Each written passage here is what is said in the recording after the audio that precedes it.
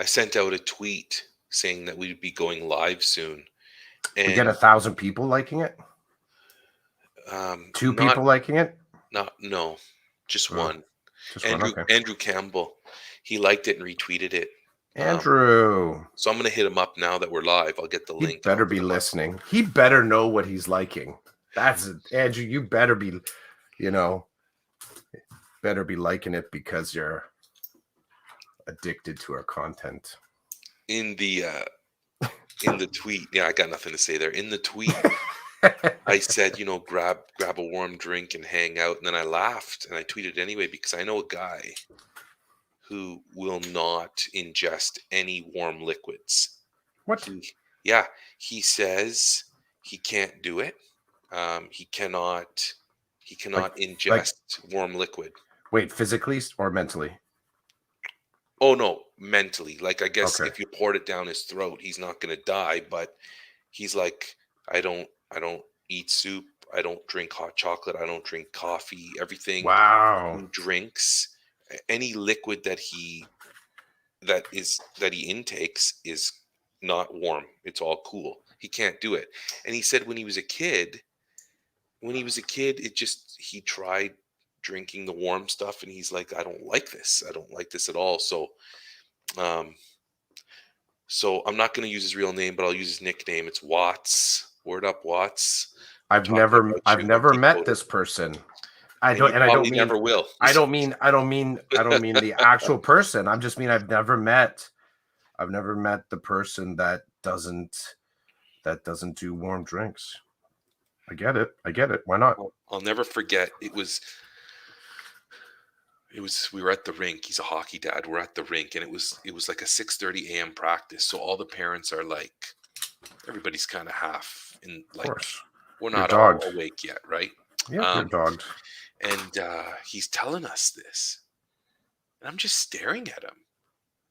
He's like, "What?" I'm like, "Dude, I've never heard this before." I'm like, is it some kind of disorder in the DSM-4? He's like laughing at me because he was a teacher. Um, Obviously, he was a teacher. That's a pretty niche joke. Yeah. So, and hey, I was flexing my DSM, my understanding of Yeah. the DSM. So, when do I get to do that, right? So, No, I I'm like, gotcha. dude, is this like a disorder in the DSM-4? And he's laughing at me. He's like, I don't know. I just don't like warm liquid. I'm like, okay. And we're all just staring at him. And half the dads are holding their warm drink, Of right? course they are. They're just like holding it, looking at him, looking at the drink, looking at That him. They're like, crappy rink coffee. oh, actually, no, dude. It was all brought in from the outside. Okay. And actually, apologies to whatever rink you're at. I'm imagining that rink coffee's gotten a lot better since I was a kid. And here's the other thing: before COVID, they didn't open their canteen most of the time anyway. So if you wanted a coffee, there was some weird coffee machine down the hall that I never saw anybody use. Um, but like the canteens don't open the way that they used to at the rink. And now with COVID, frig, canteens are a thing of the past. I think they'll never open a canteen again. I mean, I've got some great memories of.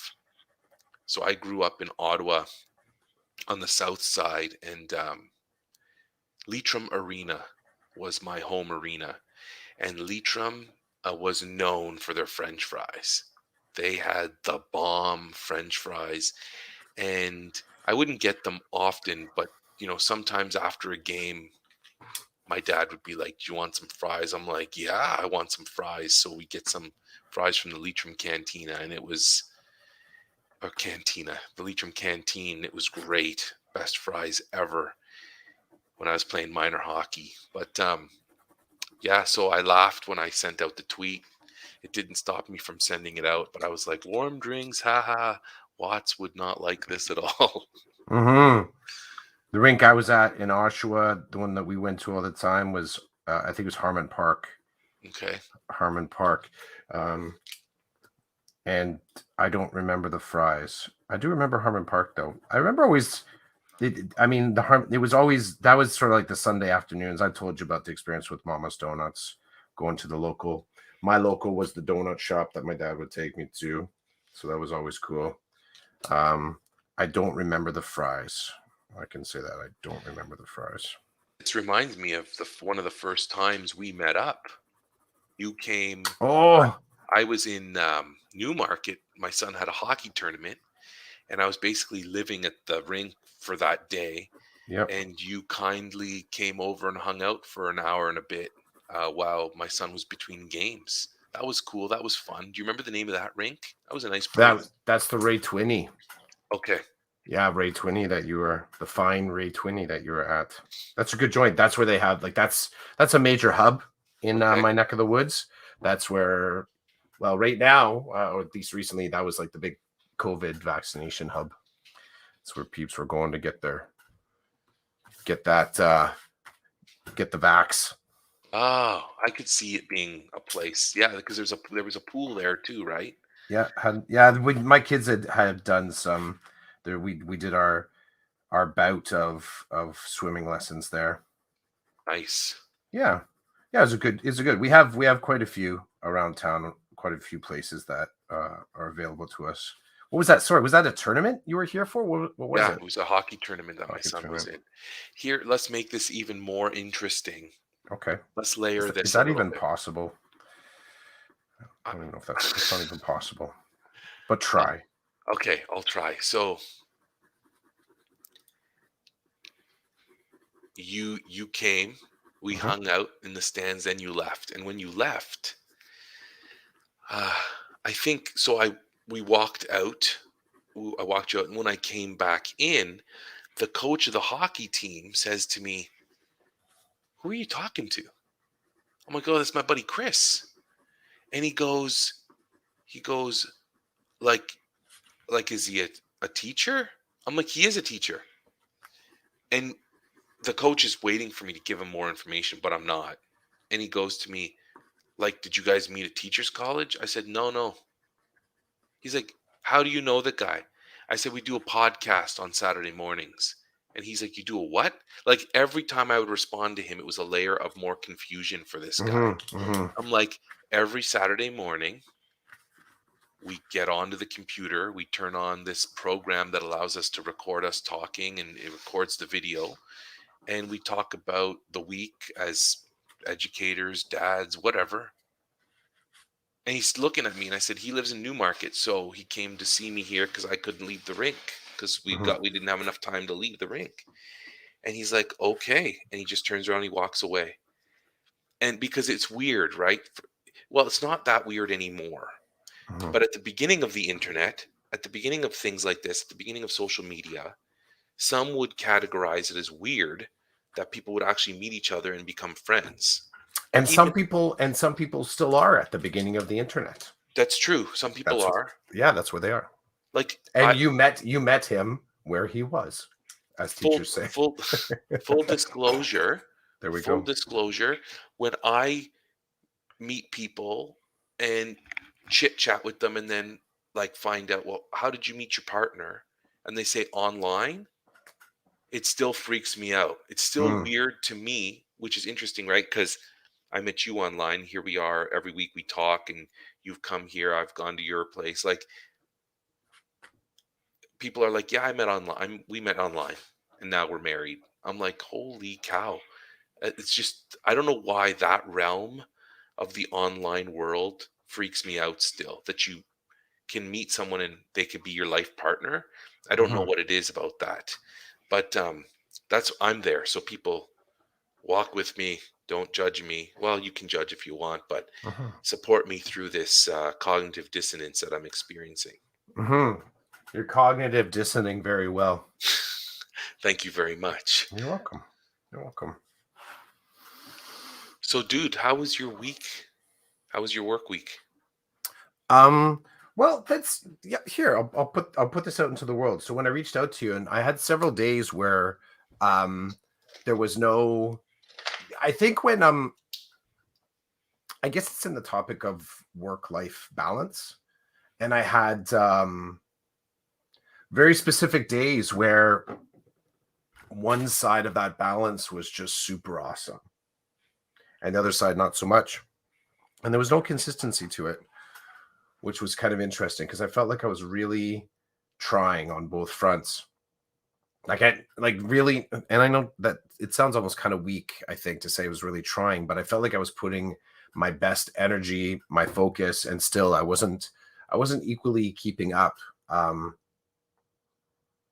Friday was a good day. Yep, Friday was a good day. Friday was the first day in many days. I would say so far, at least in October and for the better part of September, that I made it through my list. I've talked before about protecting the weekend and trying to spread the work out throughout the week so I don't have one day that's really intense work and one day that's just like no work. I find for me that's not a great way to flow through the week. So I try to chip away at it all week. And that wasn't something I wasn't like that as a kid. I wasn't like that in my early years. I would tend to just put things off and then kind of just get close to the deadline and deliver. So working on, the whole kind of protecting the weekend means every day of the week kind of chipping away at stuff. And it wasn't, Friday was a day where I actually made it through my list. And there was some leftover stuff, but it was also just somehow the day clicked. And so I'm driving home. I was trying to really figure out what was the thing that gave me more access to the resources that I need. How did I get more time? Because yeah, there's only so many hours in the day, right? I think hmm, maybe it was compliance. It was compliance. Everyone kind of did what they were supposed to do, at least according to my model of a workday, which kind of meant I could do what I needed to do. So the students were, self-regulating well, getting the work done, participating. Do I say synergy? Like we were just everyone was a good piece in the machine on Friday. So like Friday, yesterday. So I think that was kind of like I'm glad my week ended like that because I feel like I was like a bouncy ball all week. Um and not really knowing what was driving, like I didn't know what was throwing me around. I just had the sense of bouncing. It could also be a little bit of that positive energy that individuals get just before a longish weekend. Um, I don't know if people are kinder or nicer or more patient or maybe distracted, sort of like their heads in another place, which keeps them from doing too much problematic stuff in this place in school. I don't know, man. I had a really interesting, can I mention one more thing? This was kind of a cool moment. So part of my why call period. Um, so why, yeah, maybe I got to frame that out a little bit. So in Wired DSB, we do something called why calls. So um, we're doing a hybrid type learning. What that means is we have a week 1, week 2. During week 1, we have period 1 and 2, and week 2 we have period 3 and 4. So it's a 4-period day split over 2 weeks. For some people, it's kind of like a strange mashup of a quadmester, I guess. That's one way to look at it. Um, because of that, you're there all morning and then all afternoon. They have to figure out how to give educators breaks from their classes so that you're not actually in a classroom for more minutes in the day than the contract allows. So what that means is someone comes in and relieves you. So it could be at the beginning or the end of the period. So um, I go in and I cover the first segment. So each period's broken into 4 segments. I go in and I do the first segment of a course. Um, it's a First Nation Studies course, and it's a grade 11 course. And it's interesting to be in there. It's interesting to, I guess, to lead off any course that you're not really like I have no formal training in it. Like I have no like I mean the courses I'm what my degree is in isn't even necessarily in what I'm currently teaching, but as far as that extended amount of training, like I'm not trained to do an English course or a math course. Everything I've kind of picked up along the way, and some of my First Nations wisdom has come from people and hearing stories, and of course, there's professional development that happens.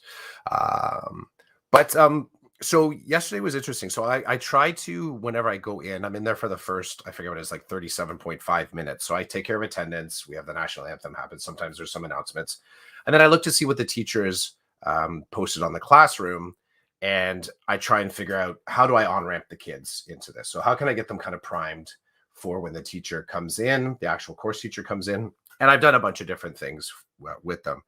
But yesterday, we I asked them about what their response to thank you is. And we talked a little bit about what those different responses are. The students relayed the how in different contexts they'll say different things. They relayed that depending on the relationship they have with the person that says thank you to them, they might say something different. They relayed that depending their mindset, they may say something different. So it was everything from cheers to no worries, no problem. A couple people mentioned that they will say the formal "you are welcome." Some of them give thumbs up. Some of them said, "Yeah, I just kind of look at the person." I was like, "Whoa, okay, I guess that's a response too." There was a whole bunch of them. And I brought them back to, I saw something in some of this other stuff. So I've been there for the whole semester so far, right? So I can look back and see other stuff that's posted up in the classroom. And so I gave to them, I said, have you seen this word yet? And I put up the word miigwech, which I got to throw, hat tip out to Pam Agua, who, we're friends and walking buddies, going for walks. And I can remember there was a moment, I don't know, I can't remember if it was text. I don't remember where Pam and I were communicating. And there was something that happened between us, and I think I felt compelled to write thank you, miigwech, back to Pam. I paused over the posting of that. Part of it, I was starting from the point of view, is like, is this something that I'm sort of permitted to say? So from outside the in group, am I permitted to use this language? I think since then I've landed on, um, if you're respectful and delivering it in an earnest and honest way, it is not much different than if you are in Quebec and you say merci, or if you're in Spain or Italy and you would say, grazie or gracias. Like, you're being respectful and trying to communicate in the local language. That was the first part, and Pam kind of echoed that a little bit, but it was more the next question that I was curious about, because I said, I have heard miigwech mentioned, but I don't know the call and response nature of it, because you say, thank you and you're welcome. So there's a call and a response. There's sort of, you close the deal. And Pam had said the response to miigwech is miigwech. I was like, yeah, and I had to pause. I'm like, wait, so you say thank you to thank you? And Pam's like, yeah. I said I said, does that ever get confusing in some situations where people just won't stop thanking each other? And we had a couple kind of chuckles out of that, because you can just, that sort of like that the gratitude is shown over and over. And I'm imagining, in much way I can remember, I can remember my grandmother at one point sort of saying thank you to the point of, like, you just sort of get exhausted by, sort of like, it was so big of a thank you realize you're almost like being told to stop saying you're welcome, right? Okay, I'm going to leave you with your thank you, grandma, you win. And I sort of imagine that situation maybe amongst people trying to, like, get the last thank you in, because it's, that's, you want to be the one that said the last thank you. But it was interesting to put it back to the crew, the kids in the morning, because I said, what I really, really appreciate about what you introduced here is the relationship between thank you and you're welcome. And some versions of thank you, there's a totally different relationship that you're agreeing to. And as we pulled that apart a little bit, we sort of talked about a possible backstory for your welcome, which the students sort of felt it was a little bit more of a bureaucratic response, as in you're welcome. So go to a coffee shop, someone says thank you for my coffee, person says you're welcome, the loose translation meaning you're welcome to come here and buy another coffee. So here's the place that you have to come back to get the specific thing that you need, and you can only get it from me. What I've learned about the miigwech is that power dynamic isn't a part of it. You're thankful because you got what you needed, but it isn't the deeper layer of it's from the community. It's almost like you're thanking the community that you were able to receive what you needed when you needed it. So the idea of the ownership of the thank you and you're welcome is not the same. It's not the same. And it really kind of it destabilizes and almost completely break that um, bureaucratic colonialist idea of you can only come here and get this coffee from me, right? And yeah, it's I'm low. I have a low level understanding of this. Um, and I felt it was a part of where the class is going and even where the class has been so far. But it was a cool conversation, especially digging into the relationship between thank you and you're welcome, and having the kids kind of share the how and why they would say what their response would be, sort of depending on who they were saying it to. And as I left them, I said, consider those spaces deeply over the weekend where you can say thank you without obligation. You just get to say thank you for whatever you received. And I like that. I don't know. The only downside to this is that because of our week 1 and week 2 framework, I won't get to follow back up with these kids for like a week from now, as far as just to kind of return to it and ask them, how did that work out with you experiencing the things that you're thankful for? Um, did you feel as if it was sort of gratitude without, I guess, gratitude without ownership, or gratitude without obligation? That was cool. Maybe that's also what made Friday really good. Maybe that was the other thing, because I would say that happened yesterday, right? Um, that was a cool way to end the week. That was long, dude. That was like 10 minutes me blathering on about that. Decoded podcast, baby. I know, our rules, our pod. I'm imagining that many teachers did some sort of an activity yesterday. What are you grateful for? I I guess imagine, yeah. I think I wanted to start with what is grateful? what is gratitude? Yeah, that's where I went instead. What is gratitude?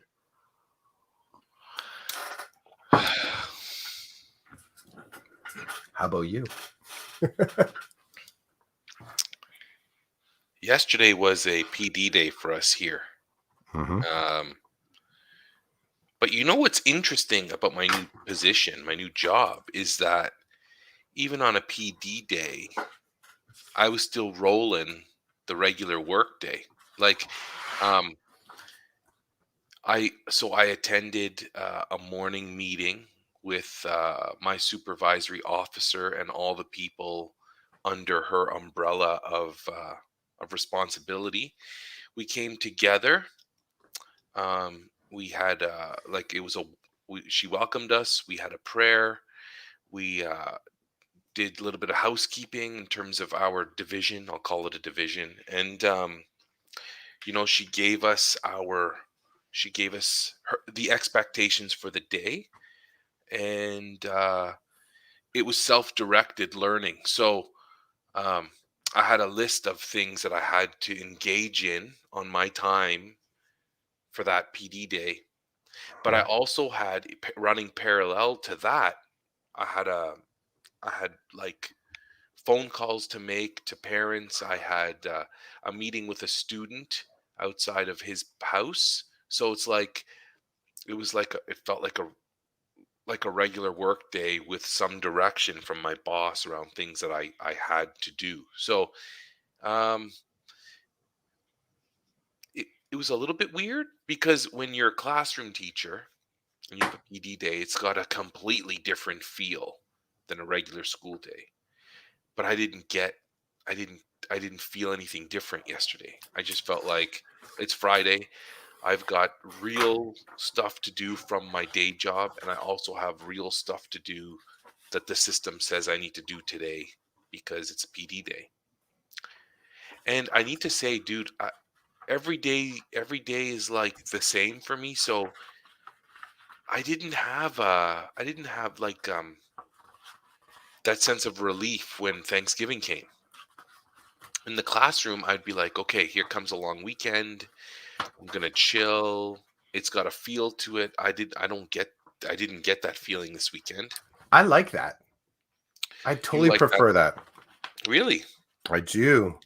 I'm mourning the loss of that feeling. And I'm not sure if it's because I truly value that feeling or it's just something that I've gotten used to over time and it's not happening to me right now this year. Well, dude, it's definitely both. It's got to be both, right?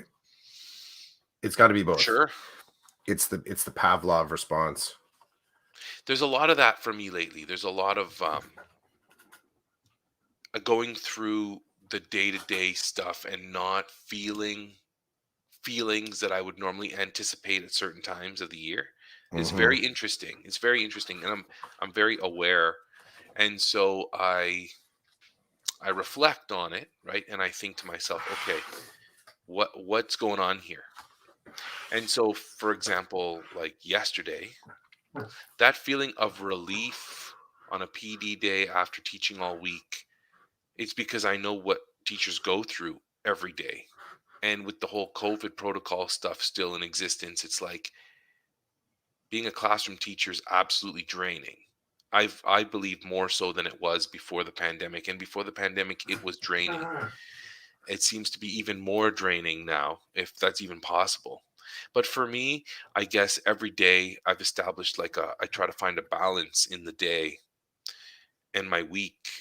And yesterday wasn't really a PD day. It was just another day of me doing my job with the added layer of I had a meeting with my superintendent at a particular time and we were given, 4 to 5 things that we were responsible for covering and understanding Hmm. within the system. And then this weekend's whacked out. So I don't know if I talked about it on the podcast, but we had a my water heater clunked out in the middle of the summer and it flooded the basement. So we're getting new floor put in. So because we can't be home during the day for these people to come do their work, we've arranged for them to work on the weekends. And this is the first weekend that there are people in my basement right now hammering like crazy and doing all kinds of stuff. And and my son has a hockey game today, and then we're supposed to go to grandma and grandpa's for Thanksgiving dinner. But it's all a mess. It's funny. I said to my wife, I said, okay, hockey's at this time. So I'm like, you can't you can't leave the house and go to your parents until I get home because there are people working in our basement. She's just looking at me like, oh yeah. I'm like the detail guy, right? I'm like, so after the hockey game, if they're still working in the basement, if they've not finished for the day, I will come home and then you and the kids can go to grandma and grandpa's and then I will come over when the flooring people are done for the day. And she's like, okay, so I'm gonna have to pack you a meal then. Basically, she's like, you're not gonna be coming. And I'm like, well, I'd like to go, but I said when we arranged all this, the understanding was that these guys were gonna come work on Thanksgiving weekend. And we even said, like, can you give us a time that you might leave on Sunday so we can figure this out? And they're like, yeah, on Sunday we'll be gone by 4. But then dinner changed to Saturday. And I'm like, I'm not gonna bug them. Like they're working weekends that they normally don't work to help us. So I'm not gonna be like this time, this time, this time. I'm not doing that because we've already done that to people. So to me, it's just another weekend again. Like it's a weekend, and Monday I don't have to work. but I probably will make calls. I won't go visit anybody, but I will call parents and check in with people, and I'll look over some data and kind of prepare myself for the week. But yeah, for me right now in this job, right now, there is no like up and down where I'm looking to the world to balance me out. And Thanksgiving weekend used to be that balance. It used to be okay, I'm riding high or I'm riding low, and now I just need to come in neutral and enjoy this weekend of Thanksgiving, of, like taking my kids to where they need to be and trying to sleep in a little bit when I don't normally get that opportunity. All that is just flipped upside down. It's just flipped upside down, and I've even lost like the care that goes with it. So yesterday, my son had hockey twice, and there's a I don't even know what it's called. There's a storage pod in my driveway. So on one side of the driveway, there's this big metal pod. On the other side of my driveway, there was my car. My wife was parked in the street, and the flooring people were parked like on the street, but half blocking half of my driveway. Hmm. So we get in the car, and my son's like, "What are you gonna do, Dad?" I'm like, "You're gonna watch me maneuver a vehicle, like you've never seen me maneuver a vehicle." He's like, "Well, does anybody need to move anything?" I'm like, "Nobody needs to move anything. I know how to drive." And it's funny because when I started backing out, one of the flooring guys ran out to close like the back doors of the van. I'm like, dude, you don't need to close anything. I'll get around it. And it was funny because when he noticed that I was just gonna go, regardless of where he was, he like glued himself to the car to the van so that I wouldn't hit him. But I was nowhere near hitting him. And I just drove away. And my son was like, "How'd you do that?" I'm like, "You just learn. You learn how to drive. You learn how to do what you need to do and try not to bother anybody else." And he was floored. He's like, "How did you?" There's a pod on one side. There's cars behind you. You're not asking anybody to move anything. I'm like, "It's fine, dude. We're out of the driveway. We're leaving now." But this is the gong show that I'm living right now. So it's like it's weird to not feel that relief that I would normally get at this time. I even texted a friend of mine. I said to him, I said, "Dude, Friday is a PD day. You want to go for breakfast Friday morning?" And he wrote back, he goes, "No, I want to sleep in." It's hilarious because he's like, I don't have to be at work until I have to be at work. There's none of this 15 minutes before and prepare and prepare. He goes, "I'm sleeping in. What about lunch? Can we do lunch?" I said, "No, I can't do lunch. I'm meeting at a student's house at lunch." And he's like, "You're nuts. It's a PD day."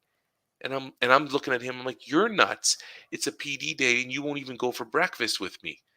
So it's like, man, I'm living in a different world than all these other people, and I'm just, it's kind of cool and kind of freeing when I let it be. Like it's weird. It's weird. It's different. It's kind of.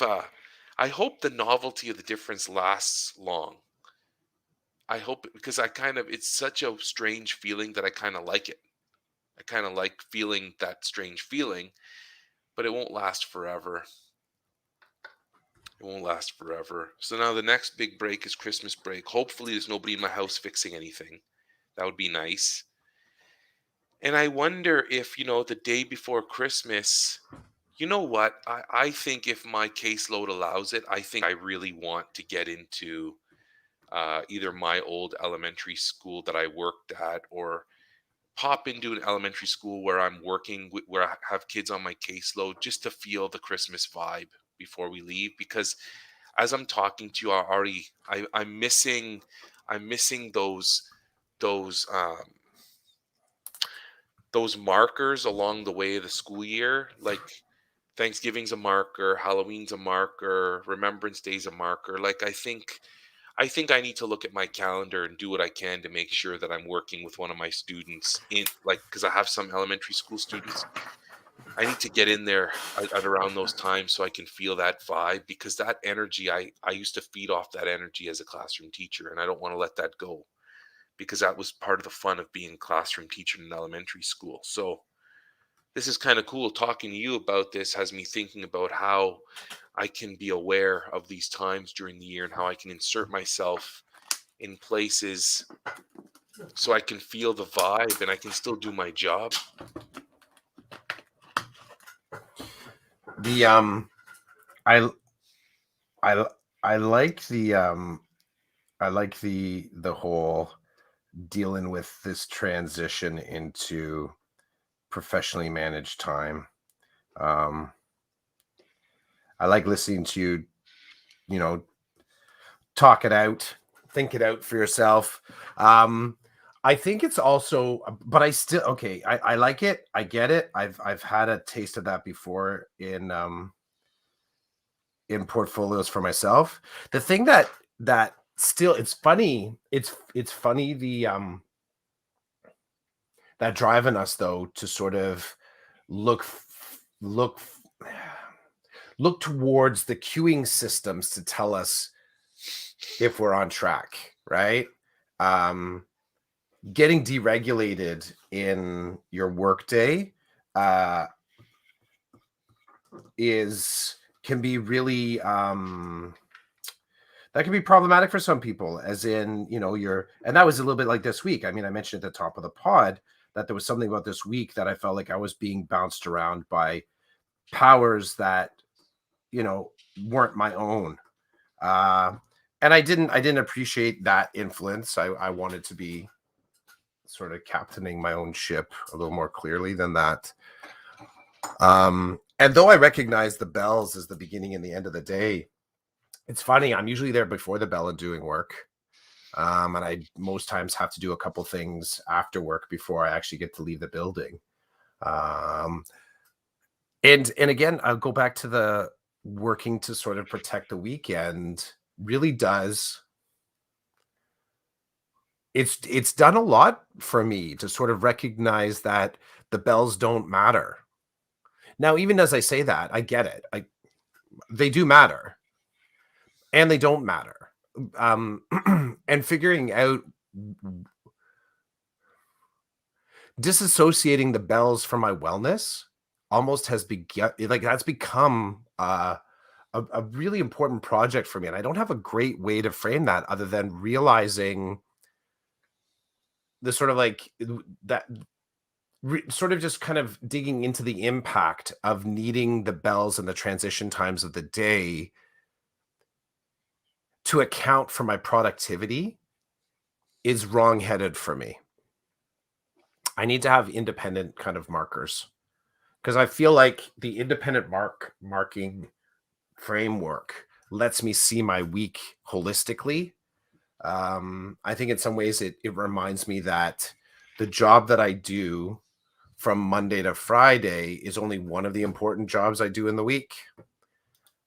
And if I have other important jobs I need to do in the week, and there's only so much week to do those important jobs, then that means that I'm never going to be able to 100% focus on one of those important jobs during the week, whether I'm, dad or husband or me, the things that I want to do, or teacher. And that gives me a lot of peace. I think that's the beginning of recognizing the hold that Big Eddie has over me. But at the same time, thumbing my nose at it to a degree and saying, you're one of many important things I have to take care of. And in some ways, Big Maddie and Big Jake and Big Karen are like they're bigger than you. They have to be bigger than you because they're going to be here when I finally say goodbye to Big Eddie. So when I think about investment, it's funny. I've been thinking a lot about investment in my work and how I invest and how much I invest. And I am coming back to a certain there's a finite level upon which my investment will give me any return in school. Maybe I'll have to unpack this throughout the week, but this is a growing kind of lens that I've been using as I look at my work. Whereas I think it's infinite with my family and my life away from work. Like there is no bottom to that. There's no ceiling to that. Um, and someone could hear that as, well, I feel that way about work. Like, it's infinite. I can keep putting things in. But I look at the return, and I always kind of go back to, uh, in the last few years, I go back to conversation with Tina Zeta and talking about, who am I without education? And then when I first posed it, I don't know if I really had a really clear hold on what that was. I know, of course, I know there's more to me than being a teacher. But hell, you ask me what I do, and I can lay it down step by step, the technical things that I do during the day during work. Now, maybe that's work. That work helps you make that checklist. It helps you do your TPA. It helps you sort of like build your resume. And I don't want that for my life outside of the job, to it, and be clear with myself as to what I'm doing there. So I'm really digging, for example, like Fridays, the last few Fridays, I get to be skate park dad. So me and the kids are heading out there, right? I'm beginning to be, you know, take my daughter to the mall dad because she wants to hang out with a friend. I like that. I like sort of seeing like the other pieces that Big Eddie can never touch. As long as I'm keeping Big Eddie in a box, like I have to keep Big Eddie in a box. I have to recognize that um, Big Eddie won't stop asking for food, and every once in a while, I got to starve him. Like I got to say sorry. Like, lots of important jobs for me to take care of this week. Um, and I'm really resistant. Well, going back to that whole protect the weekend idea, I'm trying to build a resilience against investing everything, everything of like my happiness, my sort of relief, my wellness, and in my job, but also recognizing I have to be able to invest it in all these kind of spaces. Now, I think, just last thing I'll say in this, I don't believe that education as it is right now, Big Eddie as it is right now, isn't doing anything for my wellness. I don't. So it's me having to set the, the training regimen for Big Eddie to make sure Big Eddie sort of follows a bit of my rules as much as I follow theirs. It's starting to be kind of a tired comparison, but without school, I'm getting a better and clearer understanding of who I am, and who I am to other people, and also recognizing school. I can't. I don't want to be happy in my life because I'm not at school.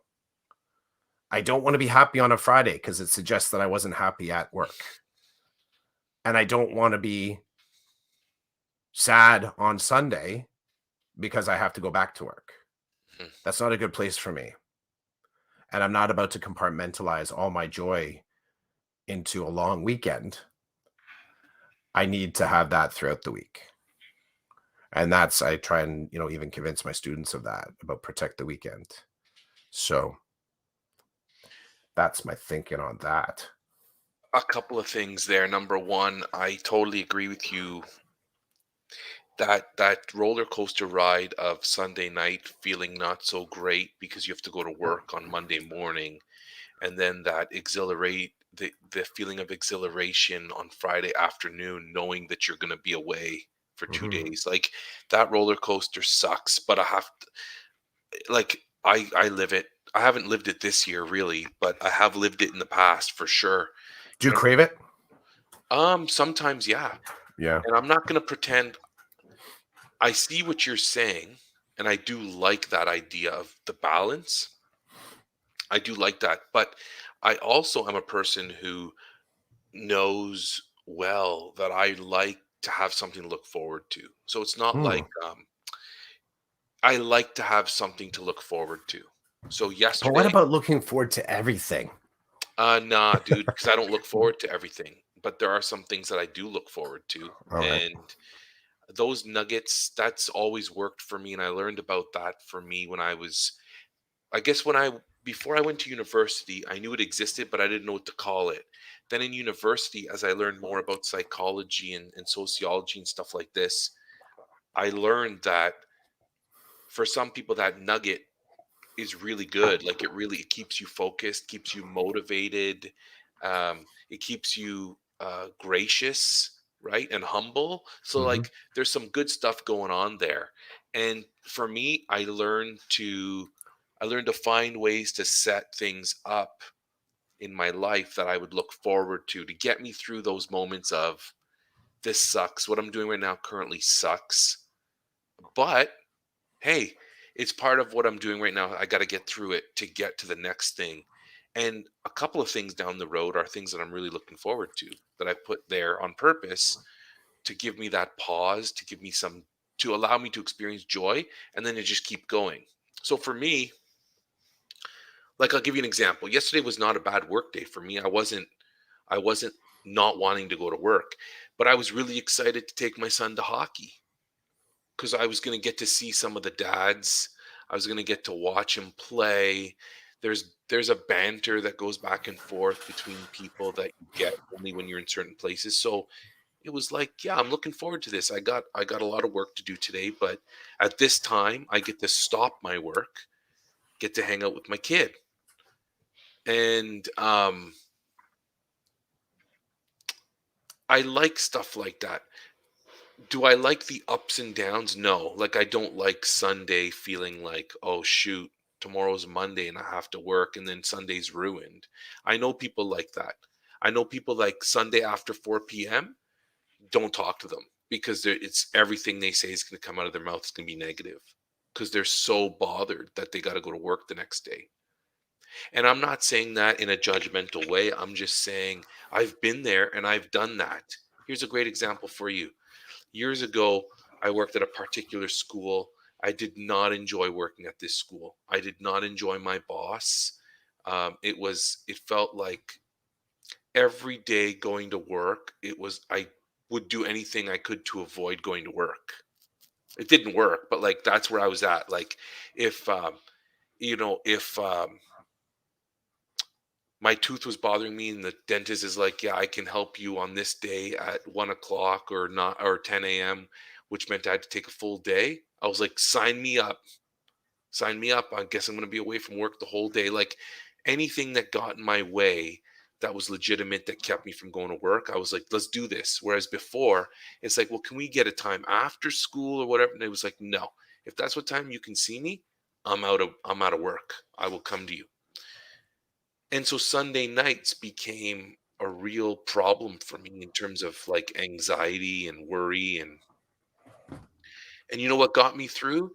The cartoon, the Star Wars cartoon, the animated Star Wars Clone Wars.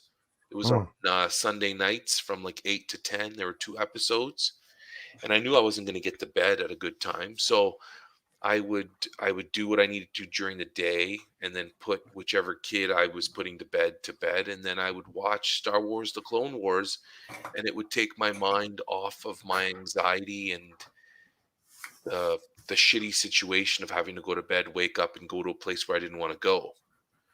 Um, so certainly, like I find ways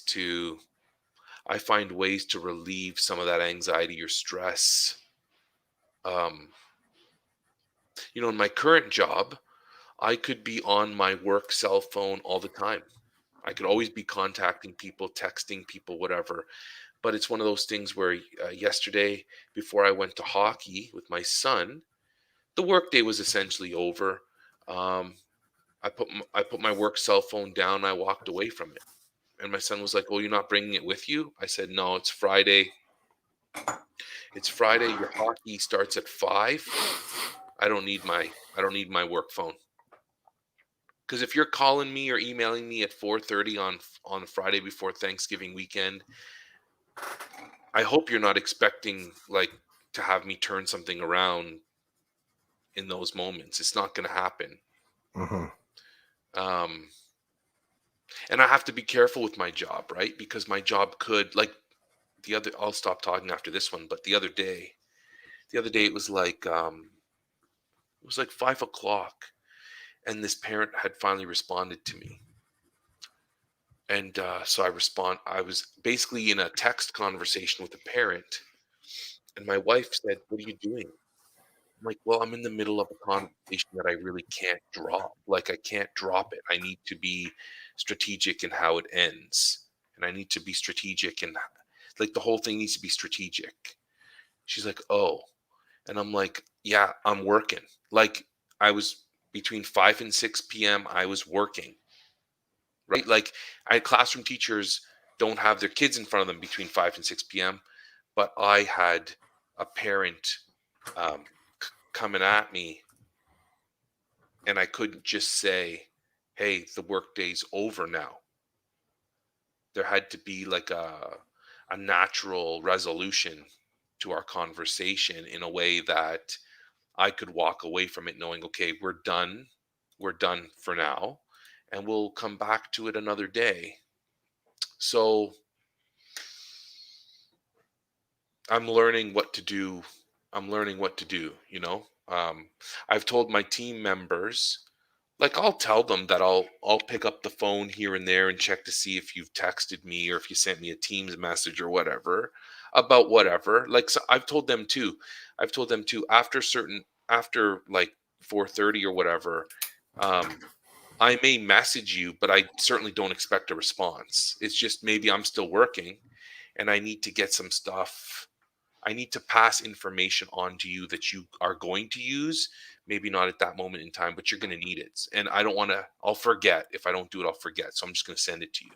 So we kind of have this agreement, right? Between the three of us that, and even here, props to my SO.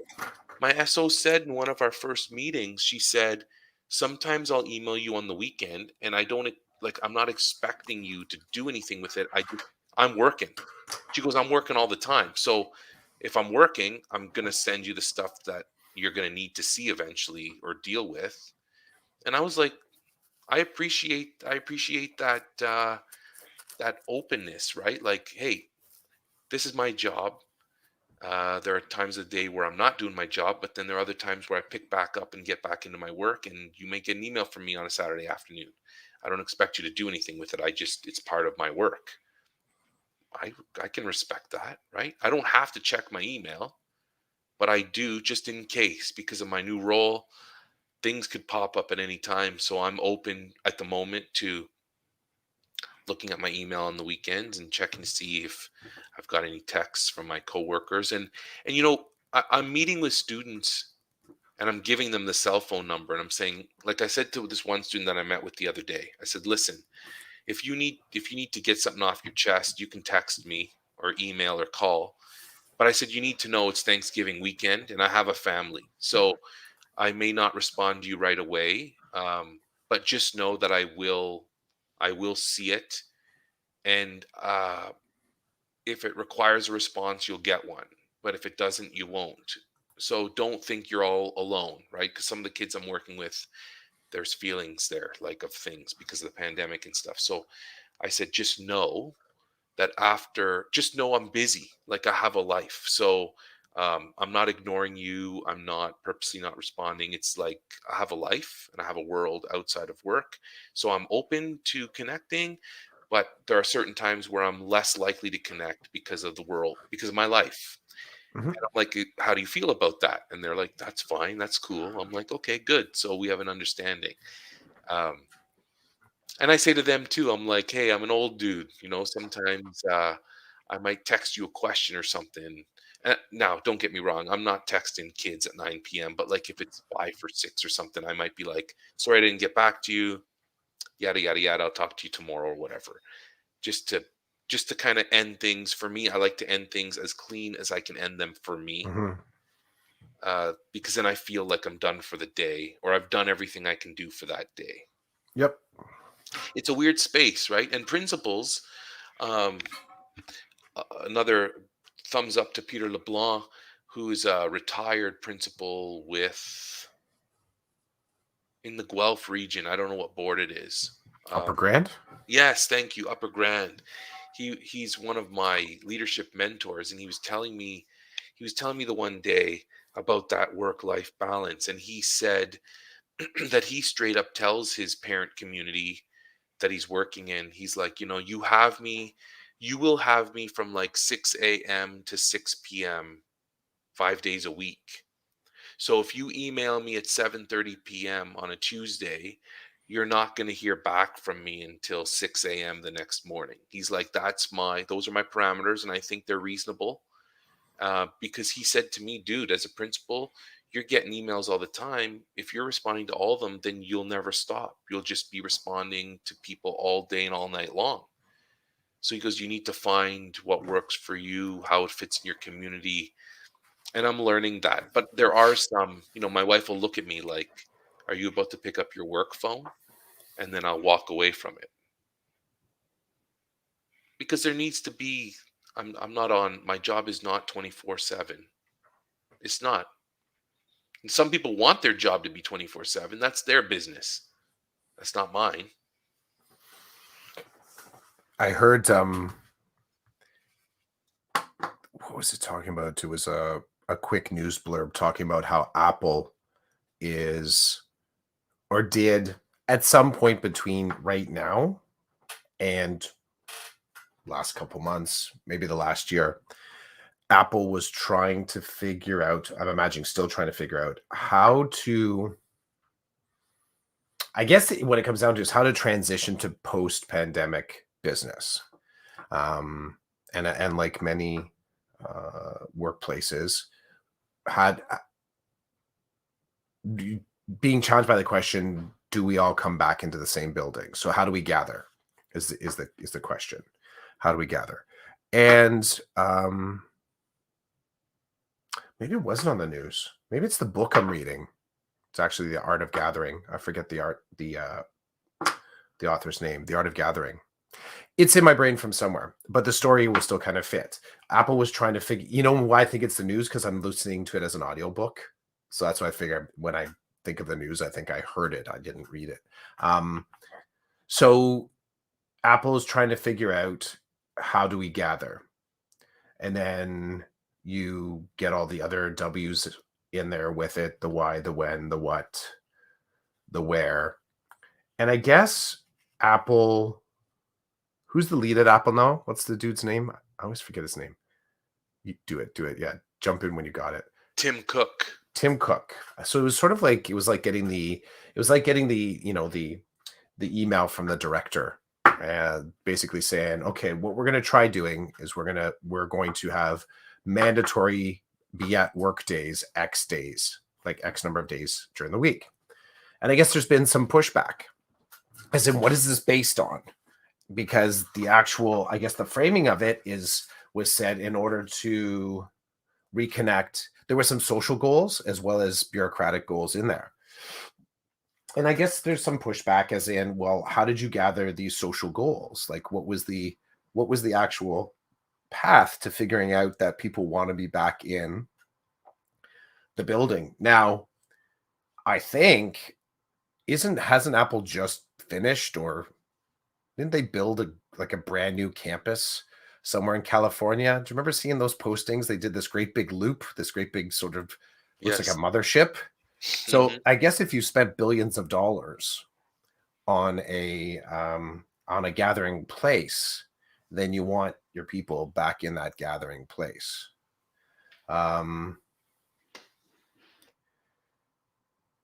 But it really it has me thinking about in a lot of ways, the sort of expectations about professionally managed time. It's got me thinking about how we're sort of doing education right now. It's also got me wondering about what are the tools that are going to remain. I haven't been a part of that.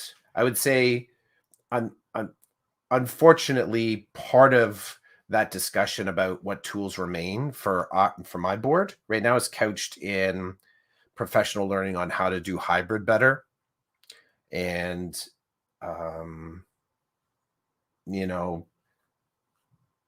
hybrid's not great. It's hard to get excited about, learning to do teaching in a way that splits your consciousness in two different streams, right? Kind of splits your accountability in two different streams.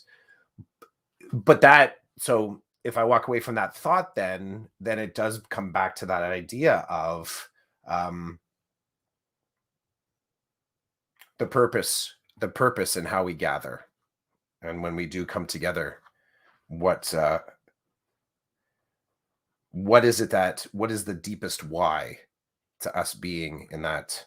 And now I'm sorry, even as I'm saying these words, I'm like, yeah, damn, this is from this book. This is from this book. Now I gotta mention it. I gotta look it up. But yeah, it's sort of like there's a whole lot of investment um in our systems. I don't think I'm tying this back well, but there's a whole lot of investment in our systems that even when we try to think about doing professionally management in a different way. Priya Parker, The Art of Gathering, great book. I think I sent you like a picture of the front. It's really it's quite um I want to say the word stunning, but it's just the way the book talks about the, like, you hear something, the art of gathering, and you're like, yeah, okay, this ain't light stuff. This actually digs in really consciously and conscientiously as to the decisions of us to be in the same space. And it's on point for right now as we try to figure out what does it mean for us to be back in workplaces, right? Good example, this upcoming day, we have a training day coming up, and we've been mandated to be in the building for ostensibly all digital learning. And I don't know why. I can't imagine the deepest why. What is the deepest why to us being in the building for this training? My level that I kind of stopped at, compliance. We want to know that everyone's participating. So one way to do that is to give everybody the optics of a day at work. So we arrive at the building. So we'll know the deepest what is that staff will at least be in the building between the bells. I guess that's work. That's a low level definition of work. But yeah, this is a mashed up response. You had me thinking about professionally managed time, but also, our purpose in being back together again. And are we clear? Are we actually able to action what our deepest why is? If my school board does want everyone to get better at, which I think this is the intent, to get better at doing hybrid learning, whether I agree or disagree with hybrid learning, if the intent is for us to get better, um, I guess I would like to know how they perceive us being in the same space doing digital learning improves the likelihood of better hybrid teaching. I guess that's my question as to the deepest why. Yeah, curious. There is a lot of optics plays a huge role in a lot of dimensions in our society, Mhm, right? Like I remember last year, last year there was a PD day in December in my board, and we were allowed to engage in the PD day learning from home. And mhm, on my Instagram I posted a picture. I'm sitting in my living room. My Chromebook or whatever computer I have is sitting on a table, and behind the table, it's blurred out, but it's my Christmas tree. And I'm like, this is the best day ever because I'm feeling good in my environment where I'm working, and I'm participating in the professional activities that have been laid out for me for that day.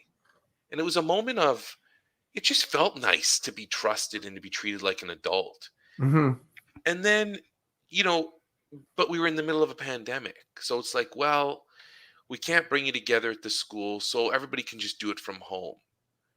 And I was like, it, in education, it feels like it's such a modern day activity. It feels like we're in the future because we can do this.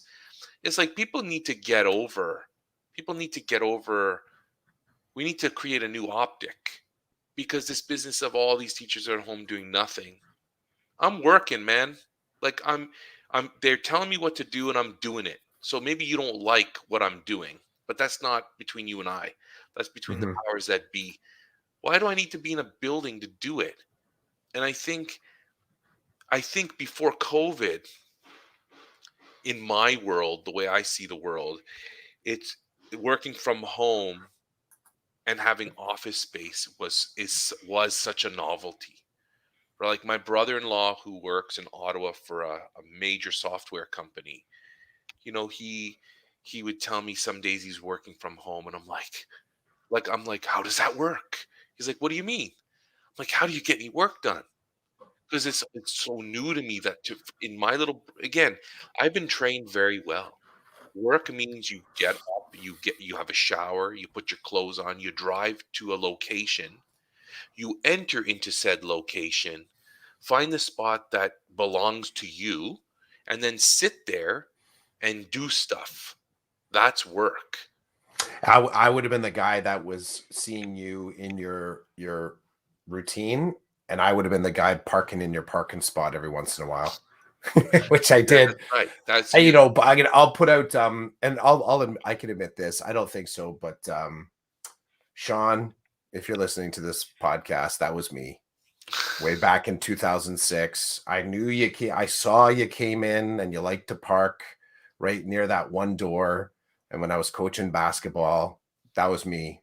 I don't think we ever had a conversation about it, but yeah, there was a teacher, a department head that when I could, such a kid, such a child I am, but I would park in there. And there was at least one occasion where I heard some chatter about it. Interesting. Very Yeah. so that's you. So That's yeah. So if you got a guy, if there's somebody, if there's a car, if there's a person doing that, you roll in, you're like, oh, they're in my spot. now fast forward to today, Hmm. having gone through the pandemic. My day, like my work day now, can look like me traveling to a school and meeting with people at a school. And then an hour later, I'm sitting right here in this office and I've got two computers going and I'm in a Teams meeting. Hmm. As soon as it ends, I'm picking up my cell phone, I'm calling somebody, one of my team members, a principal, a student at their house, a parent. Like I am totally mobile. I'm totally mobile. So then I think, why do I need to make these calls from the car when I can make them right here where I have everything I need? Like this business of and here's another cool one. You're gonna love this. Some of the people I'm connecting with at the schools, some of them don't want to see me face to face. Like they're like, I'll tell them, okay, can we meet on Wednesday at this time? They're like, yeah, okay, send me a Teams meet. And I'm like, I wanted to come into the school. They're like, why The do you want jargon to? has shifted though. We're officially in the gray zone as far as the word Yes, meeting, we have which to say whether it's face to face or not. We have to. yeah. So it's funny that you say that because in another email request I made to a guidance counselor, I said, when can you meet next week? The response was, any day's good. Thursdays are crazy. I said, okay, let me book something. And and in my calendar, I booked this meeting with me, one of my re-engagement team partners, and this guidance counselor. And in the description and in the title, I said face-to-face meeting at blank high school. So there is no question we are entering into the high school. We will be seeing this person face to face. Another guidance counselor. I need to meet with you. Okay, you're not coming in, are you? I'm like, am I not allowed to come in? And they're like, well, I'm doing a lot of my meetings virtually. Do you want me to come in or not? And he's like, if you don't need to come in, it'd be cool to do. So I'm like, just say it. So this one guidance counselor doesn't want me to come in. He would Hmm. rather we meet virtually. And I'm like, okay, so what does that look like for me? I look at my calendar and it looks like either I'm sitting here on this computer or I'm in my car and the work cell phone is on and it's clipped somewhere where if I'm driving, if I'm writing notes, I can still have that Teams meeting, right? Hmm. So, but it's very interesting. It's just very interesting. Oh, here's another good one. Here's another good one. Total expectations. Our superintendent wanted to meet with us. So she said, hey, tomorrow at this time, I'm free. I want to meet with the team. We're like, awesome. I just assumed, and she said, we could do it by teams if you need to. So I'm like, oh, okay. Well, I talked to my re-engagement team, and I was like, hey, we're all going to be at the board office tomorrow at this time. They're like, yeah. I'm like, okay, great. Somebody email the SO and tell her like she can come up and see us in the room that we've reserved, or we can come down and see her. They're like, okay. And then we find out that our superintendent is not going to be on site. Our superintendent, it needs to be a Teams meeting because our superintendent isn't in the building. We were in the building though, which was hilarious. So even like I'm making assumptions. Basically, my world is now when you tell me you want to meet with me and I look at my calendar, if my calendar makes it impossible for me to actually get to you for that time physically, then I'm going to say I can't make it physically, but I can have a Teams meeting with you from anywhere because my cell phone will allow me to do that. It's a perfect example though of what do we need to bring back? What do we need to hang on to from pandemic? Um, I think that if we accept into the buffet checklist that any meeting now is could be either face to face or digital, then that creates a whole new dialogue about how we do work. For example, and I don't see this as okay. Actually, give the example first. So our staff meeting that we had this week, we were told that we had to be in the building for it. Now, the timing of the staff meeting was 10 minutes after the bell. So there is often in staff meetings, there's an on-ramp to the staff meetings,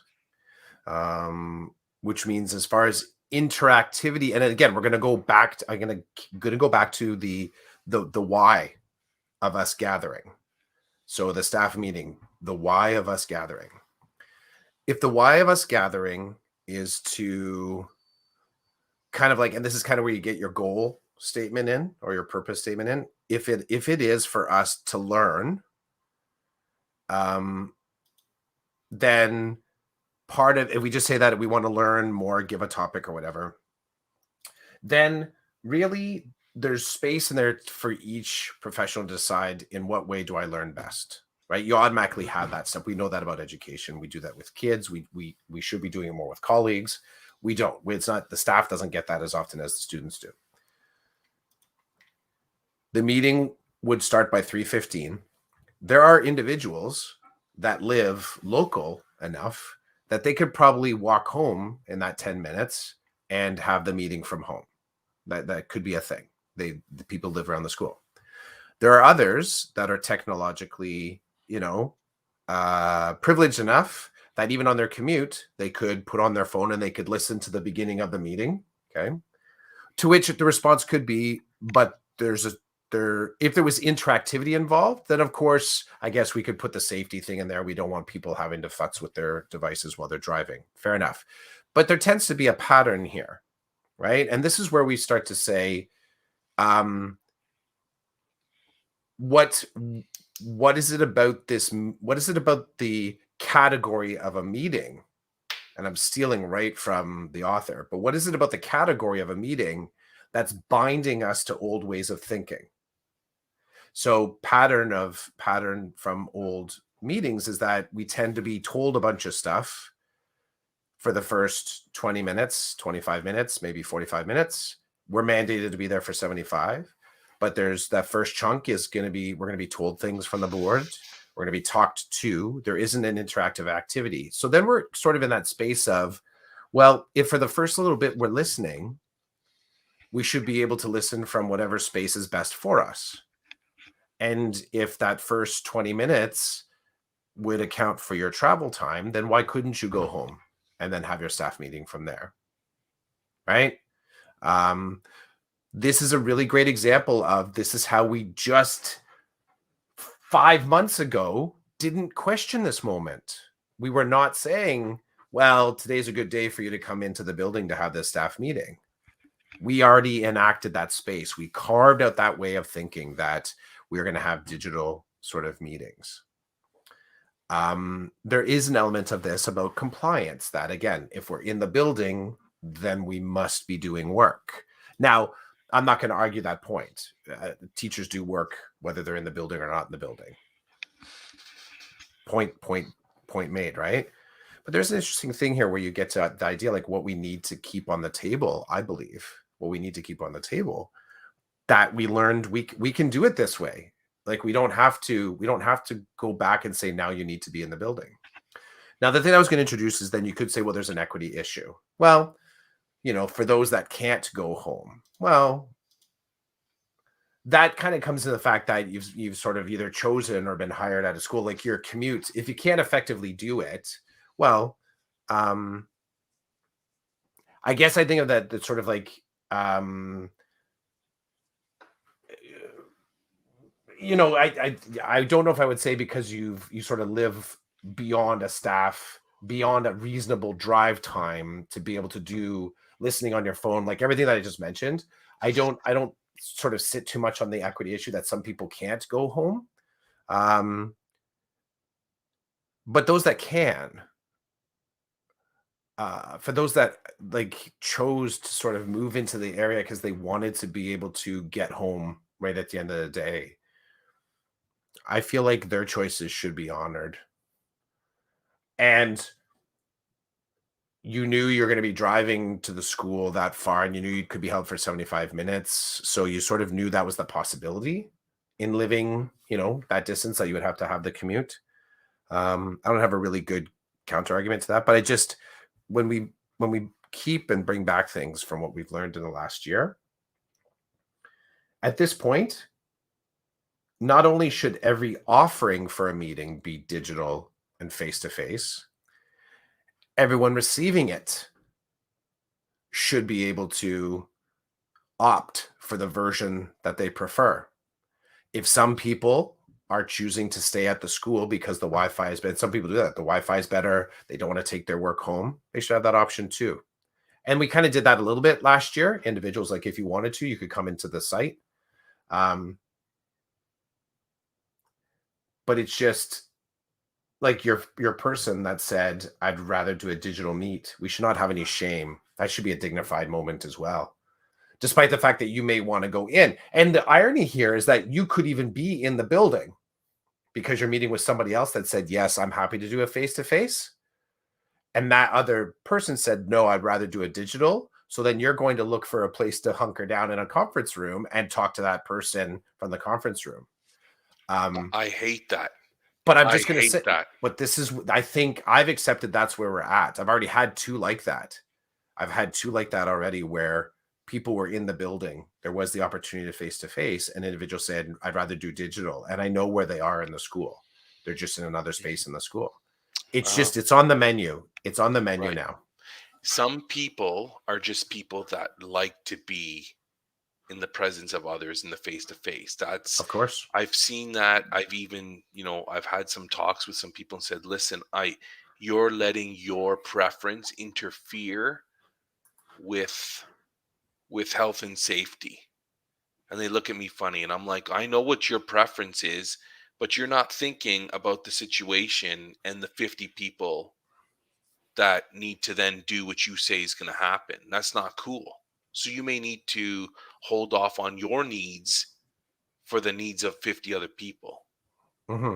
And it's like, because you're right, you gotta weigh and balance. Now, Ramona's made some comments. I'm gonna post them. And the funny thing is, Ramona, it's Thanksgiving, so she's probably going hog wild with the turkeys today.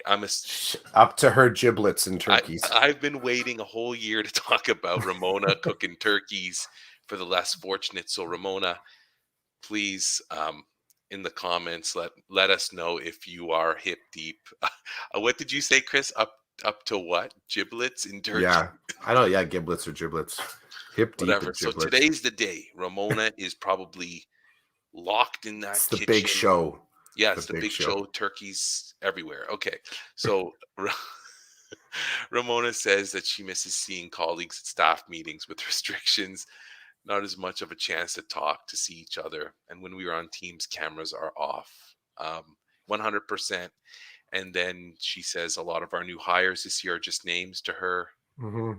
She's pretending that's because of the team's meetings, but we all know she's just so busy she can't get out of her Mm-hmm. space. Don't get me wrong, meetings from home is great too. Turkey smells good right now in the oven.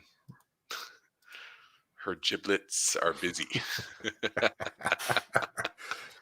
Getting kind of busy. That's okay.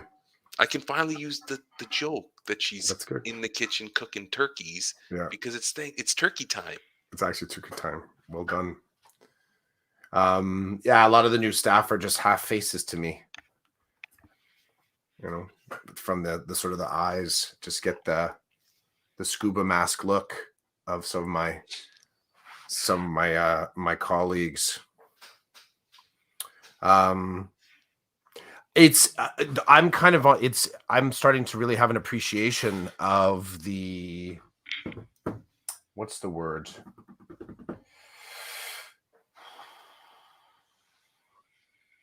I'm having a deeper appreciation of uh I want to say like how people look. It's you sort of get outside the school and you're in that sort of just ripping the mask off your face and you look over at someone that you haven't seen the lower half of their face this school year.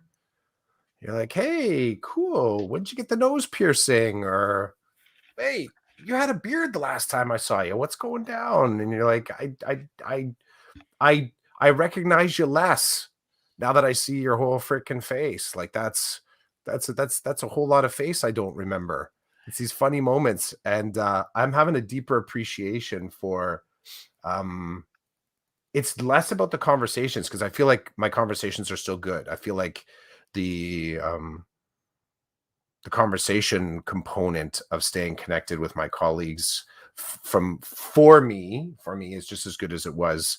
Uh, it hasn't changed, but I have a deeper appreciation for just being able to look at people, like actually really looking at people and seeing what they look like and how they've changed. And um, getting, I guess it's just uh, I guess it's the miss your face kind of like a nostalgia that, yeah, I don't have a great way. It's very clumsy the way I'm laying this out, but just Miss Your Face products from Decoded yeah, there we Podcast. go. Miss Your This is Face. yes. So this is the I had to throw it in there before Ramona did. no, yeah, miss your face. Yeah, Miss Your Face. it's vegan. Oh, Yeah, it's a vegan, cruelty free, sustainable. sustainable, No, green. no carbon footprint. Yeah, I was just gonna say green. Zero there's you know what, this is actually this is like uber negative carbon footprint. It's almost as if the product never existed. That's cool, man. That's hip. that's that's really light on the face, really light on the face. You won't even know Miss Your that you're not Face. wearing it. Yeah, I miss your face. Smell your beard and miss your face. That's a good one. Oh, here we go. Ramona's in. Miss Your Face is a It is. subsidiary of I Smell My Beard. Yep. Or Yeah. she's asking the question. Sure, the Mhm. answer is yes. Yeah, miss your face. Smell Miss My your face. Beard is total carnivore. Like it's Smell My Beard is the opposite. Is It is. totally. It's the opposite. It's friggin' barbecue sauce from the ribs. Yeah. Sure, the animal was raised There's a well. carbon There's a footprint there. huge carbon footprint Yeah. there, Right from and the grill. it's a stereotypically manly type of Yeah. smell. That's what Yeah. kind of product that is, Ramona. Yeah. It is. It's actually, I think we can just say it's like it's Big Eddie macho. Like that's really what it is. Big Eddie macho. Which reminds me, you said something earlier about Big Eddie's always hungry. You have to be Mhm. careful when, and I was like, what? What?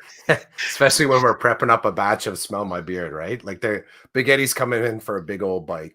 You're right. Big Eddie never stops eating. No, no. Never stops eating.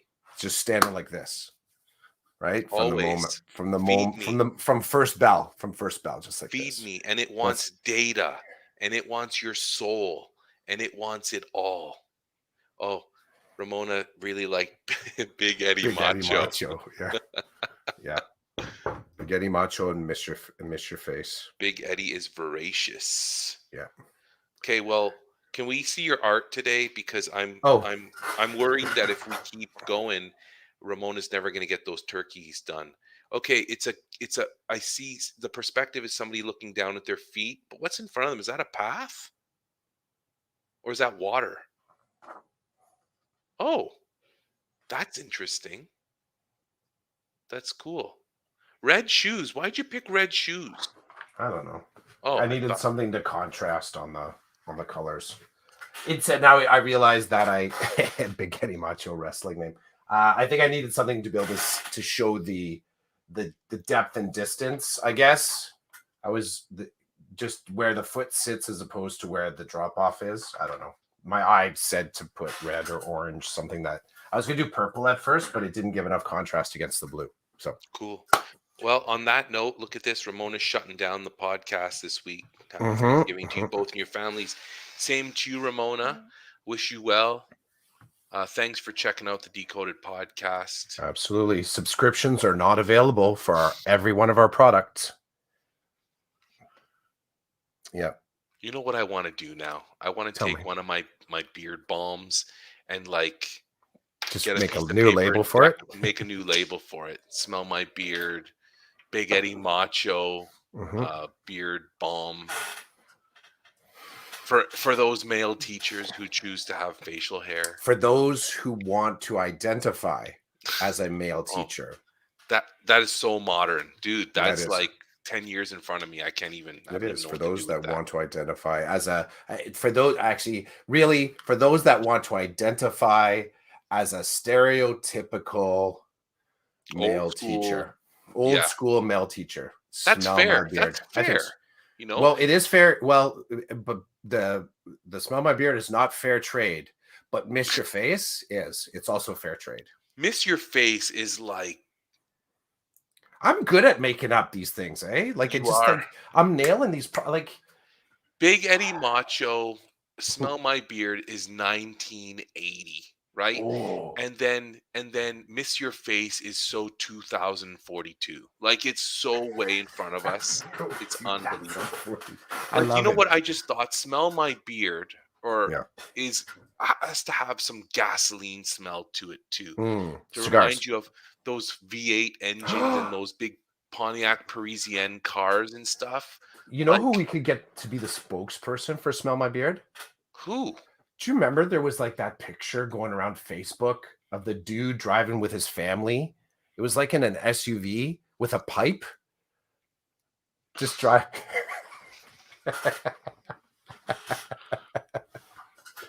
That's a niche joke. That's a niche joke. That's an Yeah. that's the But prop that, pipes in the car, yeah, bro. either that or the garden gnome, one of the two. The garden Garden gnome. gnome's boring. The garden gnome would be good. The garden gnome would be good. The pipe is something. The pipe Yeah. is I love my prop pipe. Even my kid my both of my boys are like, "Dad, you're an idiot." I'm like, "Tell me more about this." Tell me more And, about that. and they're like, "Why do you what?" So William, the youngest, is such a they're both good kids, but he's so pure. Mm. Dad, you smoke? Dad, do you smoke? I'm like, "No, I don't smoke." Why do you have a pipe? I'm like, "It's a prop pipe." He's like, "What?" I'm like, years ago, before we had children, one day I said to my wife, "Can you buy me a pipe? I want to use it for pictures and stuff." And she's like, "Okay." So she bought it for me. So the little one's like, "Dad, my dad smokes. Like his whole world's falling apart." I'm like, "I don't smoke." Then my oldest one is more into the humor. He's more he do silly things like that too. Mhm, So he mhm. gets it, but the youngest is like, you should have seen him the first time I pulled it out for a picture. "Oh my god, Dad, you have a pipe? You smoke? Mom, Dad smokes?" And like just off the rails. "No, Uh, I don't smoke. It's for pictures." "Really?" mhm. "Yeah." I just play one on TV. Smell my beard. Oh, now I'm thinking of my childhood. I can smell charcoal from the barbecue. I Mhm. can smell my dad starting the car. It's just gasoline everywhere. I When there love was it. still a choke, on the car. My There wasn't dad, on this one. There wasn't on this yeah, one. it's funny. My dad's Chevy Nova Mhm. had a choke, Chevy and Nova. yeah, Jeez, they that's had an old school. orange Chevy Nova, and also we had a Mazda GLC little compact car, and I'm pretty sure there was a choke on that too. Wild, eh? Yep, back in the day, bro. Back in the Well, day. hey, happy Thanksgiving to you and to all our decoded listeners. If Mm-hmm. you use code Thanksgiving 2021, you 2042. it, I guess I'm gonna have to change it now in the code, but code Rebrand it because guarantee we'll get the discount coupons out by 2043. if you want Smell My Beard, the code is Thanksgiving 1980. If you want, what's the other one called? Where's your face? Miss your face. Miss Where's your face? If you want Miss Your Face, Well, that's the subproduct. That's actually the acne and blemish remover. Miss Your Face? No, where's your face? Oh, where It's also a line of eyebrow massage oils.